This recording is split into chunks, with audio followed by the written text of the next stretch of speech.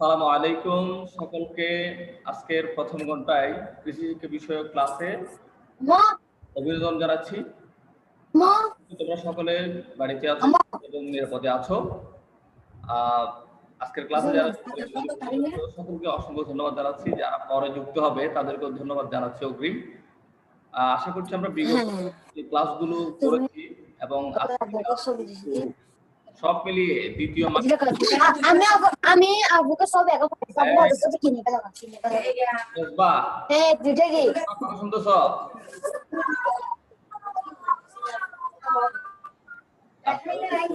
Misbah mute করো। মিসবাহ এই বাচ্চা এই মিসবাহ কি বলছি তোমাকে? মিউট করো, তোমার মিউট করো, ভয়েস মিউট করো। হ্যাঁ, গুড। যা বলছিলাম, আমরা বিগত যে ক্লাসগুলো করেছি, আজকে যে ক্লাসটি করব, সবগুলো মিলে যে সিলেবাসটুকু আছে দ্বিতীয় মাসিক পরীক্ষার ওই প্রস্তুতিটা আমরা নিয়ে ফেলবো আশা করছি। কেমন? দ্বিতীয় মাসিক পরীক্ষার প্রস্তুতি আমরা আশা করছি সকলে নিচ্ছি, ঠিক আছে? এবং প্রশ্ন ইতিমধ্যে হয়ে গিয়েছে এবং শীট তোমাদের জন্য রেডি হয়ে গিয়েছে। নির্ধারিত সিলেবাসের বাইরে যা পড়াচ্ছি এর বাইরে কোনো প্রশ্ন হবে না, কোনো শীট হবে না, ঠিক আছে? আশা করছি তোমরা এটা সর্বোচ্চ নাম্বার পাওয়ার মতো করে প্রস্তুতি নিতে পারবে। রোহান যুক্ত আছে, রোহানের চেহারা সুরত একটু দেখবো। মেশকাতুল ইসলাম যুক্ত আছে কিন্তু চেহারা দেখাচ্ছে না। যাই হোক, আশা করছি সকলে এই আজকের যে পরিবেশটা তোমরা দিয়েছো, অসংখ্য ধন্যবাদ জানাচ্ছি তোমাদেরকে। মানে অন্তর থেকে ভালো লাগতেছে, তোমাদের সকলের চেহারা দেখতে পাচ্ছি, মনে হচ্ছে আমি এখন লাইভ ক্লাসে আছি। মানে যে স্কুলের যে ক্লাসে পাচ্ছি তোমাদেরকে ওরকম পাচ্ছি মনে হচ্ছে, ঠিক আছে? এইরকম পরিবেশ দিবা যে কোনো স্যারকে, তাহলে তোমাদের প্রতি তোমাদের জন্য প্রত্যেকে তো আসবে, ঠিক আছে? আশা করছি তোমরা বুঝতে পারতেছো বিষয়টা, ভালো লাগার বিষয়টা। তোমরা আমাকে দেখতেছো, আমি তোমাদেরকে দেখতেছি। অনলাইন লাইভ ক্লাস হচ্ছে এটাই। আমরা কথা না বাড়িয়ে আজকে কি স্লাইড রেডি আছে সেটা একটু দেখে নিব, তারপরে আমরা উন্মুক্ত আলোচনা করব, ঠিক আছে? তোমরা একটু স্লাইড দেখার জন্য প্রিপেয়ার থাকবা।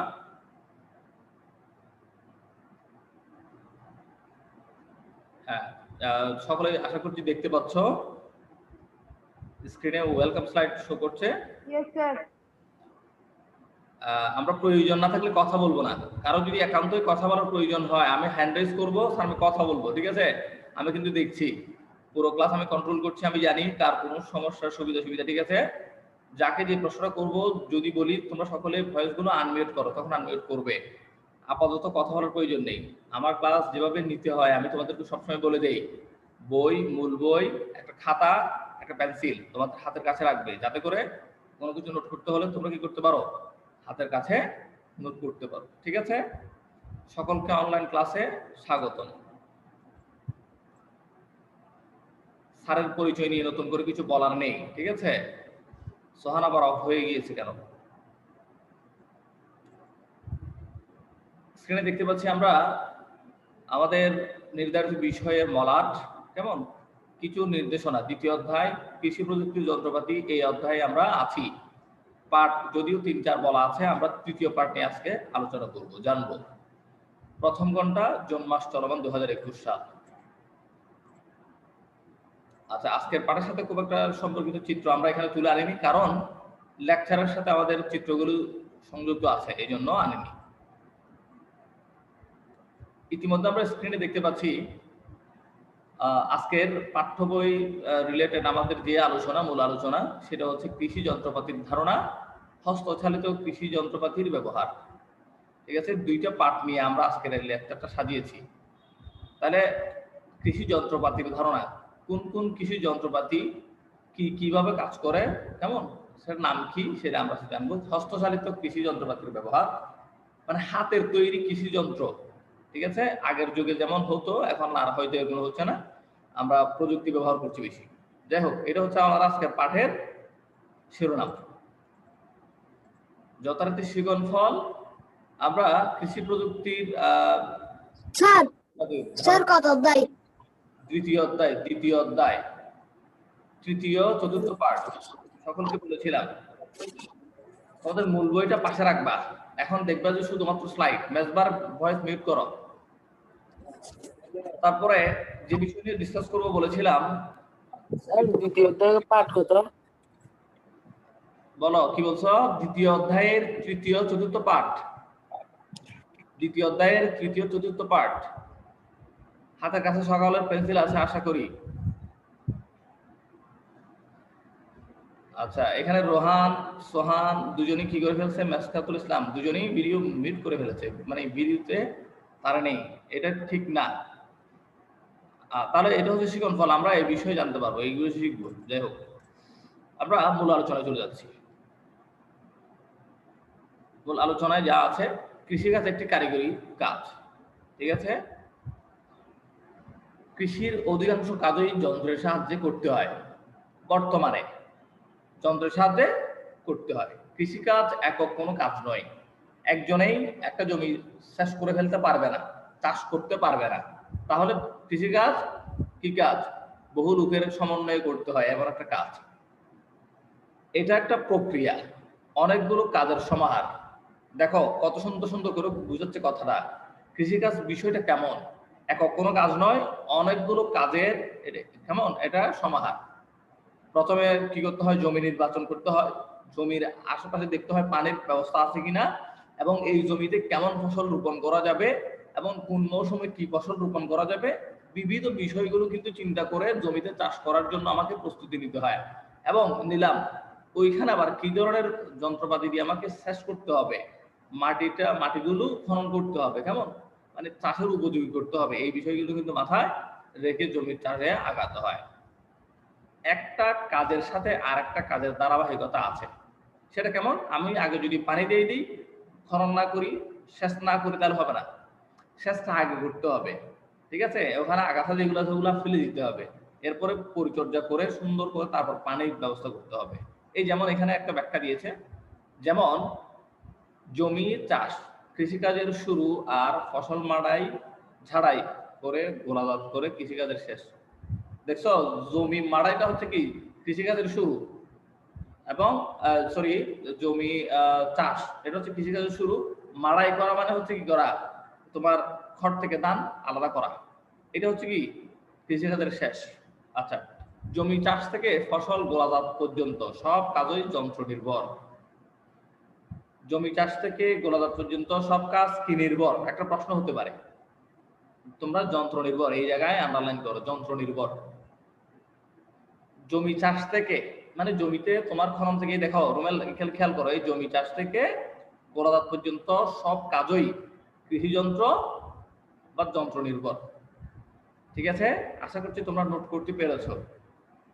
এরপরে দেখো, কৃষিকাজ সম্পাদন করার জন্য যেসব যন্ত্র ব্যবহার করা হয় তাই হচ্ছে কৃষি যন্ত্রপাতি। এই পুরো লাইনটা তোমরা লিখে ফেলো, একদম এটা সিডাব্লিউ করো, লিখে ফেলো একদম খাতায় স্বচ্ছভাবে লিখো কলম দিয়ে। কৃষিকাজ সম্পাদন করার জন্য যেসব যন্ত্র ব্যবহার করা হয় তাই হচ্ছে কৃষি যন্ত্রপাতি। সকলে লিখে নোট করে আমাকে দেখাবে শেষে, আমি যখন দেখতে চাবো তখন দেখাবা। আপাতত নোট করো, এটা আন্ডারলাইন করবে, পাশাপাশি তোমাদের খাতায় নোট করে লিখে ফেলবে, ঠিক আছে। সকলে লিখো।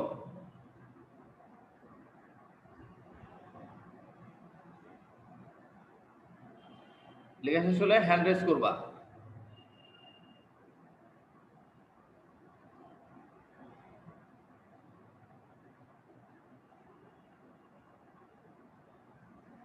ঠিক আছে। কৃষিকাজ সম্পাদন করার জন্য যেসব যন্ত্র ব্যবহার করা হয় তাই হচ্ছে কি কৃষি যন্ত্রপাতি। খুব সহজ কথা।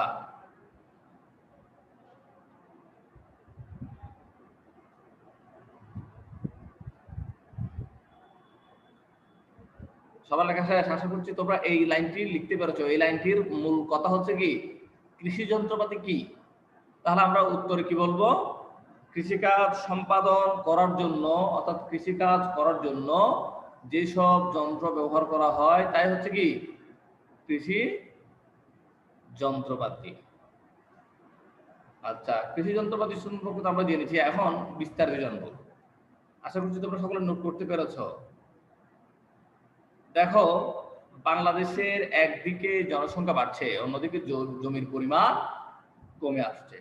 অল্প জমি থেকে বেশি পরিমাণ ফসল উৎপাদন একটা বড় চ্যালেঞ্জ।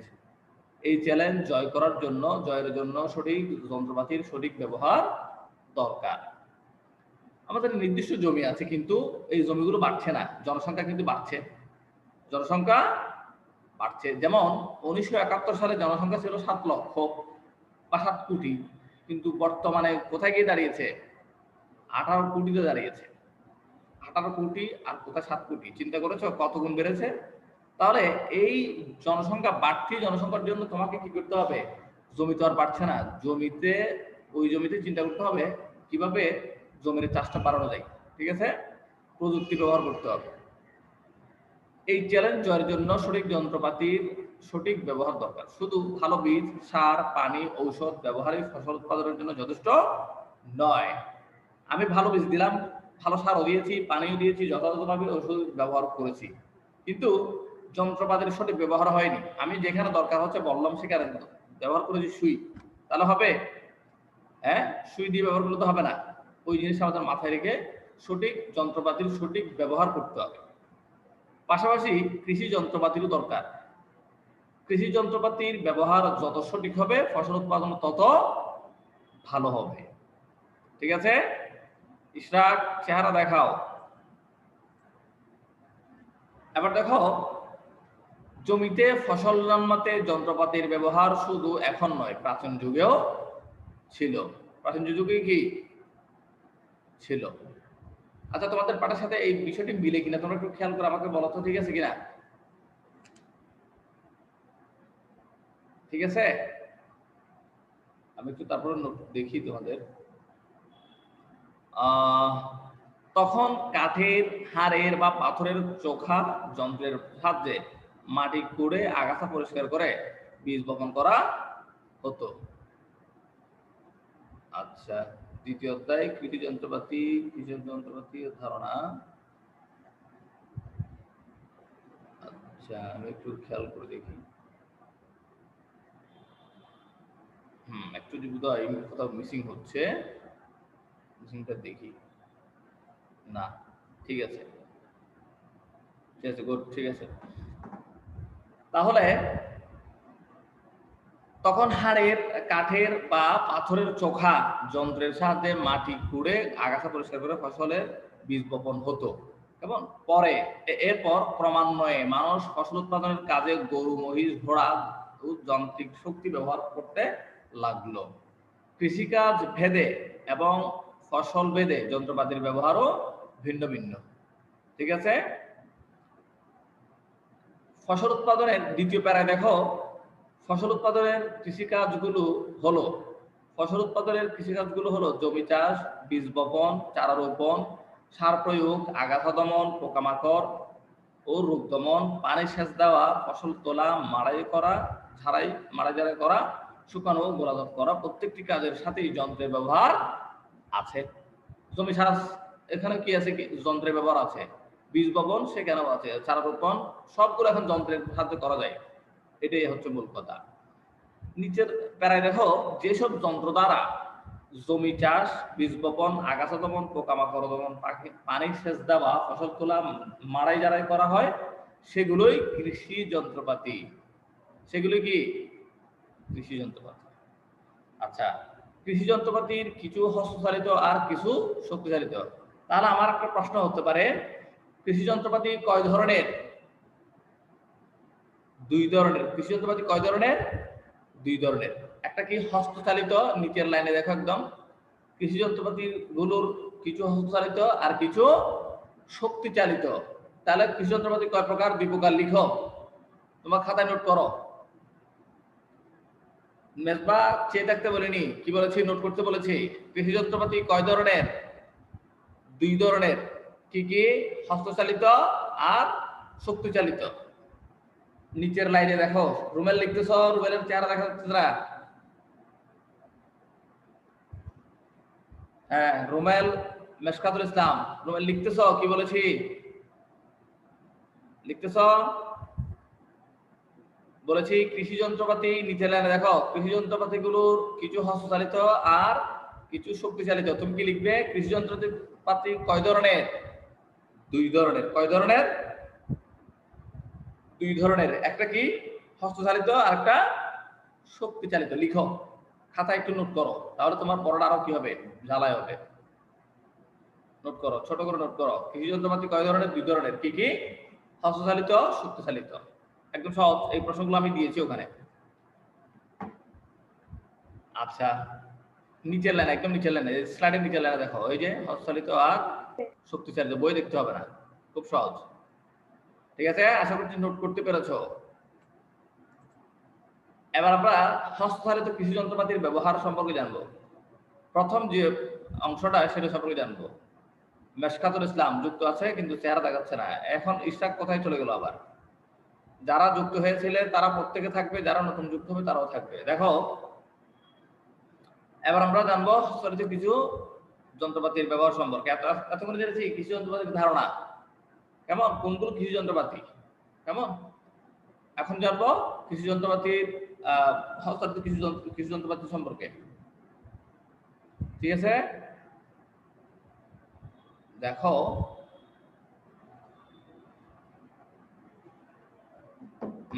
হস্তচালিত কৃষি যন্ত্রপাতিগুলোকে কালক্রমে উন্নত করা হয়। নিচে হস্তচালিত উন্নত কৃষি যন্ত্রপাতির কয়েকটির ব্যবহার উল্লেখ করা হলো। মেজবা কোন দিকে তাকাচ্ছে? রুমেল কি ক্লাসে যুক্ত আছে? আছো? এই মেজবা সোজা বসো, এদিকে তাকাও, স্লাইডে তাকাও। সোহান, মেশকাতুল ইসলাম, সকলেই সুন্দর করে বসো। ভারী লাঙ্গল, প্রথম অংশ কি? ভারী লাঙ্গল। আমরা একটা চিত্র দেখতে পাচ্ছি কিনা দেখো, এখানে দেখতে পাচ্ছি একটা চিত্র দেখতে পাচ্ছি আমরা। এই চিত্রের একটা ব্যাখ্যা করি। পুরো জমি প্রস্তুত করার জন্য দেশি লাঙ্গলের চেয়ে অর্ধেক সময়ের প্রয়োজন হয় এবং প্রথম চাষে কোনো জমি চাষ ছাড়া থাকে না। এর সুবিধা বড় ভারী লাঙ্গলের কি কাজ? ভারী লাঙ্গলের কি সুবিধা? সবাই ভিডিও অন করো। মেজবা, মেশকাতুল ইসলাম, মেজবা, সোহান, সকলে ভিডিও অন করে ক্লাসে থাকো। ভারী লাঙ্গল মাটি কেটে উল্টে দেয়। ভারী লাঙ্গল মাটি কেটে কি করে দেয়? উল্টে দেয়। তাহলে ভারী লাঙ্গল আমাদের এই সহযোগিতাটা, এই কাজটা আমরা ভারী লাঙ্গলের কাজ ব্যবহার করে পাবো। 2 নাম্বার, ভারী লাঙ্গলের আরেকটা সুবিধা হচ্ছে চাষের গভীরতা ও প্রশস্ততা দেশি লাঙ্গলের চেয়ে বেশি। দেশি লাঙ্গলে যা পারবে না, ভারী লাঙ্গলে তা কি করবে? আরো অধিক পরিমাণে সহজ করবে। শুকনা ও ভেজা উভয় প্রকার জমি চাষ করা যায়। ভারী লাঙ্গল দিয়ে যদি জমিতে চাষ করার জন্য তুমি ভারী লাঙ্গল ব্যবহার করো, তাহলে কি হবে? শুকনা ও ভেজা উভয় প্রকার জমি চাষ করা যাবে। এই হলো হস্তচালিত যন্ত্রপাতির একটা। তারপর দেখো মোল্ড বোর্ড লাঙ্গল। মোল্ড বোর্ড লাঙ্গল 2 নাম্বার যে যন্ত্রপাতির কথা আমরা জানবো হস্তচালিত, এটা হাতে চালাইতে হয়। হস্তচালিত মানে কি? যে যন্ত্র হাতে চালাতে হয়, যে যন্ত্র হাতে চালাতে হয়। ঠিক আছে, বুঝতে পারছো বিষয়টা? মোল বোর্ড লাঙ্গল দেশি লাঙ্গলের চেয়ে অধিকতর কার্যকর। দেশি লাঙ্গলের চেয়ে অধিকতর কার্যকর। এর সুবিধা, এই লাঙ্গলের সকল অংশই লোহার তৈরি। তাহলে আমি যদি প্রশ্ন করি কোন লাঙ্গলের সকল অংশই লোহার তৈরি, তাহলে কি হবে?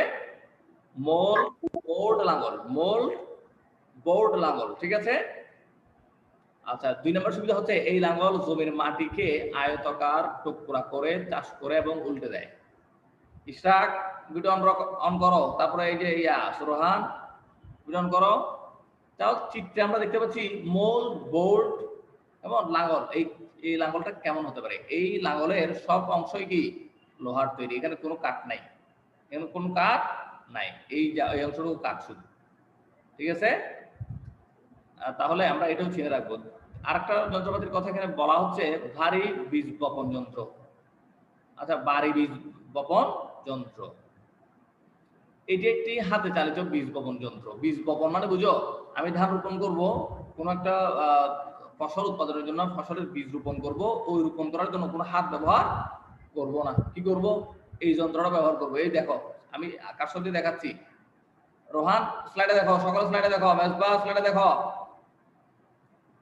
দেখো স্লাইডে দেখো। এই যন্ত্রটা কি করব? আমরা বীজ বপনের জন্য ব্যবহার করব। তাহলে বীজ বপনের জন্য কোন যন্ত্র ব্যবহার করা হয়? ভারী বীজ বপন যন্ত্র। ভারী বীজ বপন যন্ত্র কারসর যেখানে আছে দেখো তোমরা, এইটা হচ্ছে কি সেই যন্ত্র। 3 চাকাওয়ালা। কয় চাকা? তিন চাকালা, এখানে তোমার বীজগুলো থাকবে। বীজগুলো কোথায় যাবে? এখানে একটা সিস্টেম দেওয়া আছে, এই সিস্টেমে বীজগুলো মাটিতে ফোঁতা হবে। এখানে একটা, এখানে একটা, এখানে একটা, পাশাপাশি তিনটা বীজ ফুটবে। খেয়াল করছো? রোহান, সোহান, দেখতেছো কি কি বলছি? Yes sir. Good, very good. Aiman এতক্ষণ আসছে মনে হয়। আইমানের চেহারা শুরু দেখি না। আইমান আসছে? ফাঁকিবাজ, ওই ফাঁকিবাজ আসতো না। আচ্ছা দেখো, এই যন্ত্রটা যেটা দেখতে পাচ্ছি বাড়ি বীজ বপন যন্ত্র, এই যন্ত্রের মধ্যে তুমি একটু খেয়াল করে দেখবে, এটা 2 হাত ধরে চালাতে হয়, 3 চাকালা, পাশাপাশি বীজগুলো এখানে থাকবে, এই বক্সের মধ্যে বীজগুলো থাকবে। বীজগুলো 3টি নল দ্বারা এগুলো করা আছে, তোমাকে কিছু করতে হবে না। জাস্ট বীজগুলো তুমি ওখানে রাখবা, এটা নিয়ে তোমার জমিতে হাঁটবা, তাহলে ওখানে বীজগুলো পড়ে যাবে এবং জায়গা মতো পড়বে, তোমাকে আর চিন্তা করতে হবে না। দূরত্ব নির্দিষ্ট থাকবে। যেমন দেখো, এখানে একটা আছে, পরে আরেকটা আছে, পরে আরেকটা আছে, মনে করো 1 হাত দূরত্ব আছে, অথবা 1 বিঘা দূরত্ব আছে। 1 বিঘা দূরত্বের পরে কি আরেকটা বীজ বপন করবো আমি, তাহলে হাতে করলে হয়তো ভুল হতে পারে, মেশিন দিয়ে করলে আর ভুল হওয়ার সম্ভাবনা থাকে না। তাহলে আমরা এর সুবিধাগুলো কি কি জানি? বীজ ঠিক দূরত্বে ও গভীরতায় বপন করা যায়। একটুকে যা বলেছিলাম, আমার দূরত্ব কি হবে না, সমস্যা হবে না। আমি 1 বিঘা পরে পরে রোপণ করব বীজ, 1 বিঘা পর পর সবগুলো রোপণ হয়ে যাবে, এই যে এই মেশিনের মাধ্যমে রোপণ করলে। 2 নম্বর সুবিধা হচ্ছে এর দ্বারা বীজের অঙ্কুরোদ্গম ভালো হয়। আমি ফুটে দিলাম, বীজের অঙ্কুরোদ্গম বলতে বীজ ফুটে ওঠা, ফুটে বের হওয়া, কারণ ফসল বের হওয়া, এই জিনিসটা প্রপারলি নাও হতে পারে আমি ফুটে দেওয়ার ক্ষেত্রে, কিন্তু মেশিনে যদি ফুটে দেয় তাহলে সম্ভাবনা ভালো। 3 নম্বর সুবিধা হচ্ছে বীজের পরিমাণ কম লাগে। আমি দিলে হয়তো একটা জায়গায় 2টাও পড়ে যেতে পারে, 5টাও পড়ে যেতে পারে, কিন্তু বীজ মেশিনে কিন্তু এটা করবে না। এই যে বাড়ি বীজ বপন যন্ত্র, এই যন্ত্রটা কিন্তু একটা একটা দিবে। কয়টা করে দিবে? একটা করে বীজ দিবে। তাহলে এখানে কি হবে? বীজ কম লাগবে। 3টা যন্ত্রের ব্যবহার সম্পর্কে আমরা জেনেছি। এখন আর কি আছে দেখি। ঔষধ ছিটানো যন্ত্র। ঔষধ ছিটানো যন্ত্র আমি কিন্তু জিজ্ঞেস করব কোনটা বীজ বপন যন্ত্র, কোনটা জমি সেচ যন্ত্র, কোনটা ওষুধ ছিটানো যন্ত্র।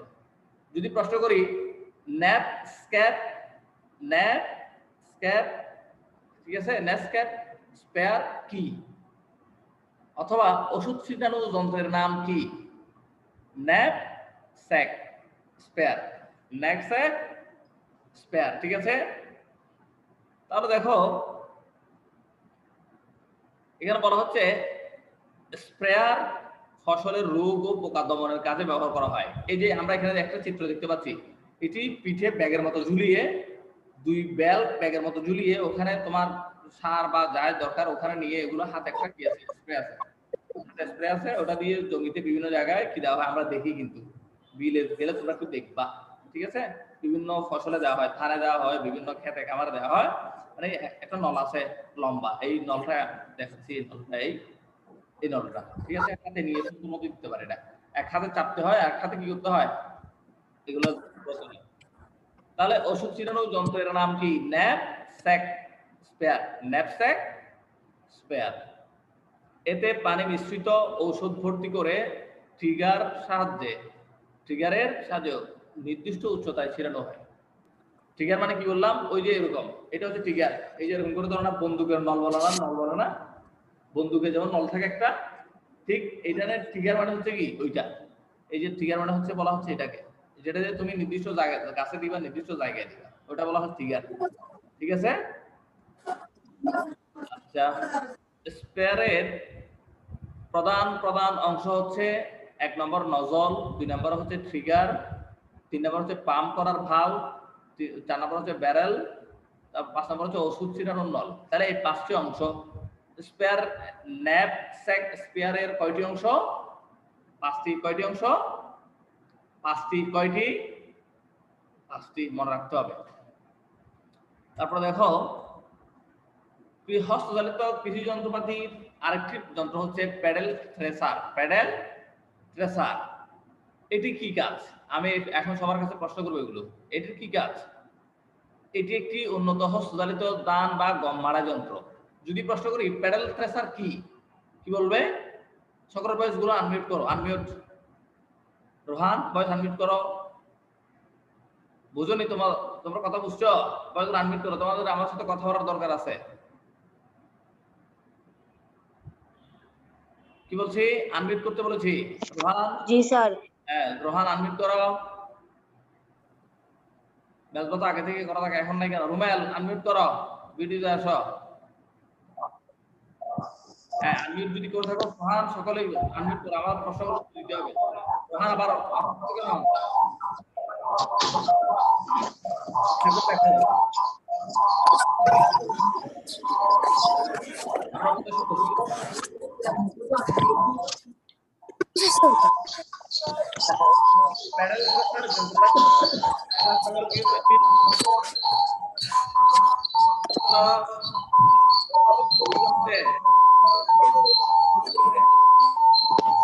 আপনার কথা বুঝতে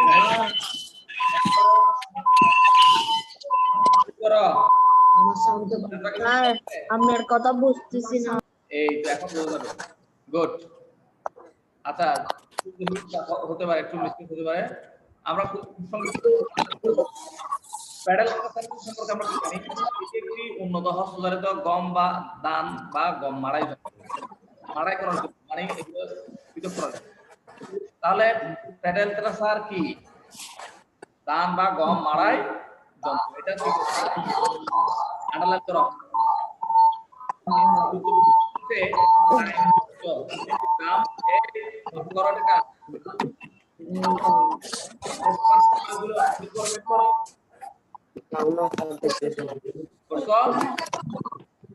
চার বয়সটা ও বয়স বের করে ফেলবে। বয়স বের করো।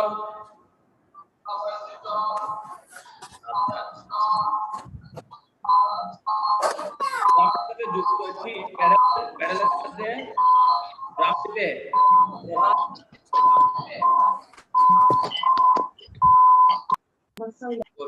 Good very good. প্যাডেলের সাহায্যে ড্রামটিতে ঘূর্ণন সৃষ্টি করা হয় এবং যাতে ফসলের শীষ রাখলে টাইনের আঘাতে শস্য মাড়াই হয়। এটি ধান বা গম মাড়াইয়ের কাজে ব্যবহার করা হয়। সম্পূর্ণ দেশীয় প্রযুক্তি দ্বারা তৈরি করা হয়। তাহলে প্যাডেল থ্রেসার কি? প্রশ্ন করলে এই প্যাডেল থ্রেসার দেখছো তোমরা? গ্রামে কিন্তু এটা দেখা যায়। গ্রামে কি করা যায়? দেখা যায়। এই যন্ত্রটা গ্রামে দেখা যায়, একদম অ্যাভেলেবল দেখা যায়। ধান নেওয়ার জন্য এটা ব্যবহার করা হয়, ঠিক আছে? এইদিকে মানুষ দাঁড়িয়ে পা দিয়ে এটা প্যাডেলটাকে কি করে? দাব দেয়, চাপ দেয় এবং এখানে দান দেয়। দানগুলো কি করে? ওইদিকে নিচে গিয়ে দানগুলো পড়ে। কেমন? আমরা দেখেছি, তোমরা দেখবা খেয়াল করলে। বাড়ি পাম্প, আমরা প্যাডেল থ্রেসার সম্পর্কে জেনেছি। কেমন? এখন বাড়ি পাম্প সম্পর্কে। বাড়ি পাম্প একটি ললিপট পাম্প। এটার কি কাজ? স্থানীয়ভাবে তৈরি করা যায়। এটি একটি আধুনিক সেচ প্রযুক্তি। বাড়ি পাম্পের চিত্র আমরা এখানে দেখতে পাচ্ছি। ধরার জায়গা আছে, এখানে অনেকগুলো পাম্পের ব্যবস্থা আছে। আচ্ছা, এর সুবিধা কি? অনেক বেশি পানি উঠানো যায়। এটা পানি উঠানোর জন্য ব্যবহার করা হয়। জমিতে সেচ দেওয়ার জন্য পানি দরকার আছে না? ওই পানি উঠানোর কাজে এটা ব্যবহার করা হয়, বাড়ি পাম্প। এটা দিয়ে মাটির নিচ এবং উপর থেকে পানি উঠানো যায়। মাটির উপরে থাকলে সেখান থেকে পানি নিয়ে যাবে, আবার নিচে থাকলে সেখান থেকেও উঠানো যাবে। যাই হোক, আমরা আজকে পাঠ শেষ করলাম। পাঠের কিছু প্রশ্ন আছে। প্রশ্নগুলো হচ্ছে এই, তোমাদেরকে একটা নোট দিয়েছিলাম, পড়তে বলেছিলাম। কৃষি যন্ত্রপাতি কি? সবার বয়সগুলো একটু এই মুহূর্তে কি করো? আনমিউট করো। কারণ একান্ত অসুবিধা হলো মিউট করে, মানে তুমি মিউট করে ফেলবা, ঠিক আছে? আহমেদ সিফাত যুক্ত আছে, আরো যারা যুক্ত আছে বাকিরা তোমাকে বলছি, প্রশ্ন করবো, উত্তর করবে। প্যাডেল থ্রেসার কি? বলো সোহান, বলো। প্যাডেল থ্রেসার কি? কিছুক্ষণ আগে বলেছিলাম, ধান বা গম মাড়াই আপনার কথা বাজে বাজে আসতেছে। আচ্ছা, একটু সময় শেষ হচ্ছে তো এই জন্য, আর খুব বেশি সময় নেই এই জন্য। যাই হোক, সময় তো অনেক গত হয়েছে। আচ্ছা, আমরা আজকে প্রশ্ন না নিই, অলরেডি 1 মিনিট ওভার হয়ে গেছে গড়ি টাইমে। তোমরা সকলে একটু নোট করবা এগুলো, ঠিক আছে? মনে থাকবে? কারো কোনো প্রশ্ন আছে ব্যক্তিগত বা আজকের ক্লাস নিয়ে? কারো প্রশ্ন আছে? কোন অংশ বুঝুন, এরকম কিছু আছে? আমি কিন্তু এখানে যা পড়িয়েছি, আজকে পড়া যা পড়িয়েছি, ওখান থেকে কিন্তু পরীক্ষা প্রশ্ন আছে। যেমন তোমাদেরকে একটু বলে দেই, ন্যাপস্যাক স্পেয়ার কি? তাহলে এটা কি হবে? ন্যাপস্যাক স্পেয়ার কি? ওষুধ ছিটানোর যন্ত্র। প্যাডেল থ্রেসার কি? প্যারাসাস হচ্ছে কি ধান বা গম মাড়াই করার যন্ত্র, এগুলো তোমাদের জানতে হবে। আশা করছি তোমরা সকলে শিখবে। তোমরা এখানে নোট করো 5, এখানে 4 বাদ, এটা স্ক্রিনশট নাও, স্ক্রিনশট নাও অথবা তোমরা নোট করে ফেলো। দ্বিতীয় অধ্যায়ের চলমান দ্বিতীয় অধ্যায়ের 5ম পাঠ হবে, এটা 4র্থ পাঠটা বাদ যাবে। 4র্থ পাঠটা আমরা আজকে করে ফেলেছি, ঠিক আছে? 4র্থ পাঠ আমরা ফলে ফেলেছি, এই জন্য কি হবে 5ম পাঠ নিয়ে আমরা ডিসকাস করব। সকলে তোমাদের হোমওয়ার্ক গুলো আমাদের হোমওয়ার্ক মডিউল আপলোড করবে, এটা সকলের প্রতি বিনীত রিকোয়েস্ট। আর কিছু নেই, করোনাকালীন আমাদেরকে সকলকে সতর্কতার সাথে চলাফেরা করতে হবে। এই পাশাপাশি আজকে যারা ক্লাসে যুক্ত ছিলে শুরু থেকে এই অবধি, তোমাদের সকলকে অসংখ্য ধন্যবাদ জানাচ্ছি এবং সকল সুস্বাস্থ্য দীর্ঘায়ু কামনা করে পরবর্তী ক্লাসগুলোই উপস্থিত থাকার আহ্বান রেখে আগামী দিনে সুন্দর মতো ক্লাসে উপস্থিত থাকার আহ্বান রাখছি। সেই সাথে আজকের মতো ক্লাস এখানে সমাপ্ত করছি। আসসালামু আলাইকুম।